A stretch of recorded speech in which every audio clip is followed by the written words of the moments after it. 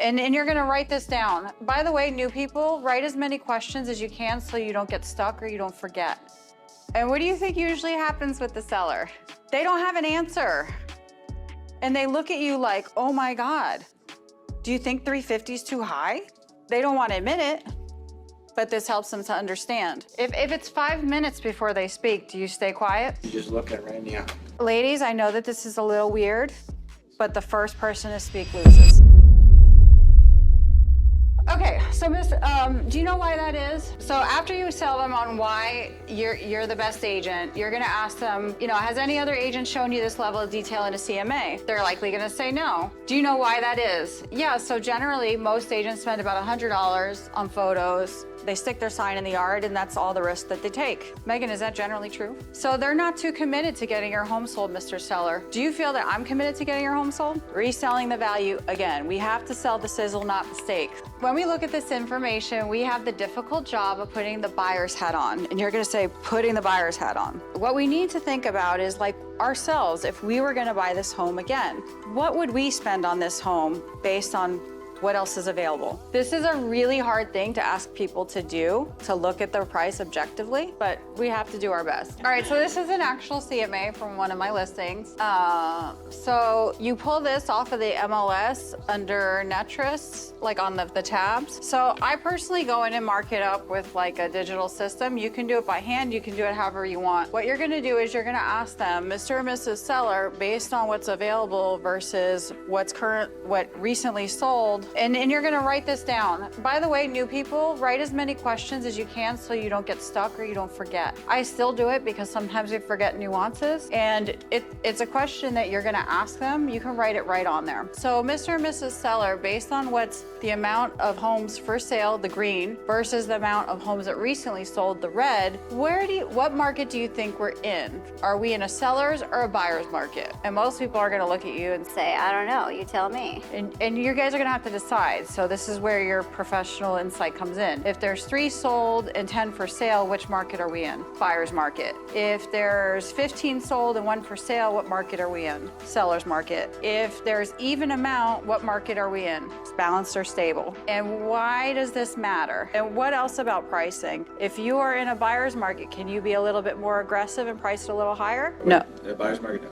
You need to price it actually a little bit below. So this is going to shape the conversation that you're going to have with people about price. And this is really important that you guys actually understand it. This is a whole other class. I have one recorded. I'm happy to give it to you. The conversation you're going to have with people from here on out has to do with pricing. You need to understand market trends and what they mean. Again, I put the cheat sheet on here to kind of help them. Well, Mr. and Mrs. Seller, it looks like previously homes are selling at $192 a square foot. All the ones under contract right now are at $173, and the homes that are on the market and not selling are at $179. What do you think the market is saying about $179 a square foot? Louder. Too expensive. That's right. So again, is this you telling them the price is too high, or is this them self-discovering? Yep. There's a saying that we had on Wall Street, you can't fight the tape. Facts are facts. Whether or not they like it, this is the reality of the market, and you're just being their friend and holding their hand through it. So overall, the price is slightly declined. Again, you write notes for yourself so you don't get stuck.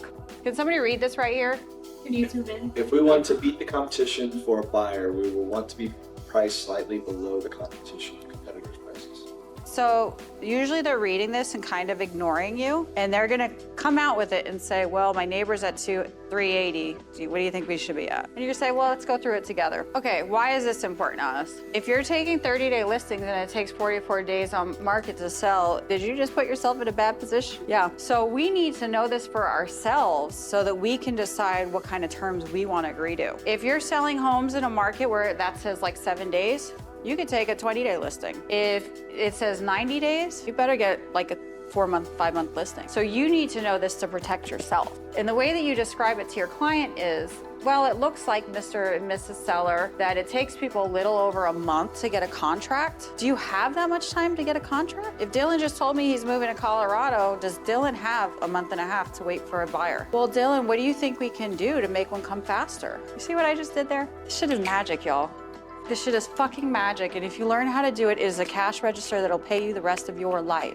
Okay, so days on market. What do you think this says about the market we're in? It looks like time on market is increasing. What do you think this says, Mr. Seller, about our local market? Is it improving or is it getting worse? This sets you up for if you need to ask for price reduction later. If the market continues to get worse, you showed him first. So you're gonna go through everything that's sold. So Mr. and Mrs. Seller, why do we care about things that sold? And what if we're able to trick a buyer into paying a little bit more because they're relocating and they just really like the house? What if we're able to trick them into spending more than it's worth? Why do we care about these? You have to get really good at explaining appraisals to people. Why? Because in a market that's shifting, like that can put them in a weird situation, and if they accept an offer that's over list.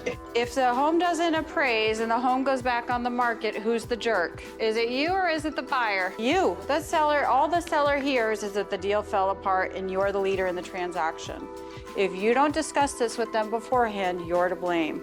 If you discuss it with them beforehand and they make the choice, this has happened to you, I think, who do they blame? No, themselves, usually. They say, well, you warned me, but I wanted to try. You have to understand how to explain appraisal value to people. I don't want to get too bogged down in this. I just want to give you guys the highlights. One thing that you're going to want to do you see how I write down like every little thing, like that home is smaller, it's the similar age, it's a different subdivision. Do you see how I write down every little detail and point it out? Why do we do that?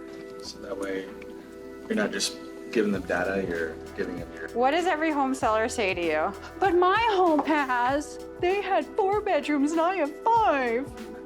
You're showing them that you paid attention, that you know that their home has 4 bedrooms and that one has 3. Do you print the additional photos?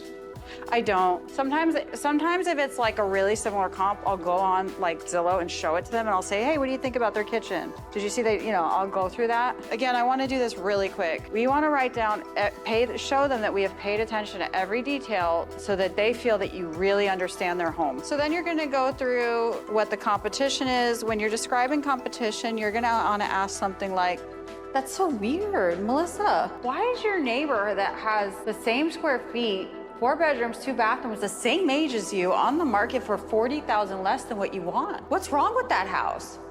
And what do you think usually happens with the seller? They don't have an answer. And they look at you like, oh my God, do you think 350 is too high? They don't want to admit it, but this helps them to understand. Let's say it together. Mr. Seller. Mr. Seller. What price do you feel we should use to create value in the eyes of a buyer